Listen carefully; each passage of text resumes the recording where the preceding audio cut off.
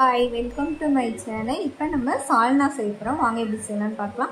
அடுப்பில் கடாய் வச்சுருக்கேன், எண்ணெய் ஊற்றிருக்கேன், மசாலா பொருட்கள்லாம் போட்டிருக்கேன், கொஞ்சமாக சோம்பு போட்டிருக்கேன். அப்புறம் அது கூட ஒரு வெங்காயம், பெரிய வெங்காயம், அப்புறம் புதினா, கருவேப்பிலை, அது ரெண்டையும் போட்டுக்கோங்க, நல்லா ஆட் பண்ணிக்கோங்க. அது கூட கொஞ்சமாக இஞ்சி பூண்டு பேஸ்ட்டு அதையும் போட்டு நல்லா எண்ணெயிலே பச்சை வாசனை போகிற அளவுக்கு நல்லா வதக்கிக்கோங்க.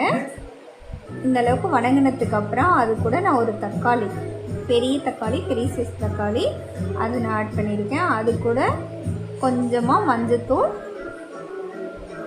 அது கூட இன்னும் சிக்கன் மசாலா தூள் அதையும் ஆட் பண்ணிக்கோங்க. அது கூட கொஞ்சமாக குழம்பு மிளகாத்தூள், அப்புறம் தனியாத்தூள்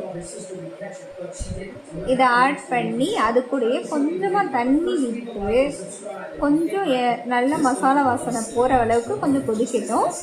கொதிச்சதுக்கப்புறம் நம்ம தண்ணியை ஆட் பண்ணிப்போம். குழம்புக்கு தேவையான அளவுக்கு தண்ணியை ஆட் பண்ணி அதுக்கு நல்லா கொதித்து வரட்டும். இங்கே மிக்ஸி ஜார் எடுத்திருக்கேன், அதில் தேங்காய் போட்டிருக்கேன், அது கூட முந்திரி, கொஞ்சமாக சோம்பு போட்டிருக்கேன், அது கூட பொட்டுக்கடலை அதையும் ஆட் பண்ணிவிட்டு அப்புறம் கொஞ்சம் கசகசா அதையும் ஆட் பண்ணிப்போம். தண்ணி ஊற்றி இதை நல்லா நம்ம இப்போ என்ன பண்ணுவோம், மையாக அரைச்சிட்டு வந்துடுவோம். இங்கே குழம்பு கொதிச்சிருச்சு. இப்போ நம்ம அரைச்சதை அதோட ஆட் பண்ணி அதை ஒரு 10 நிமிஷம் கொதிக்க விடுவோம்.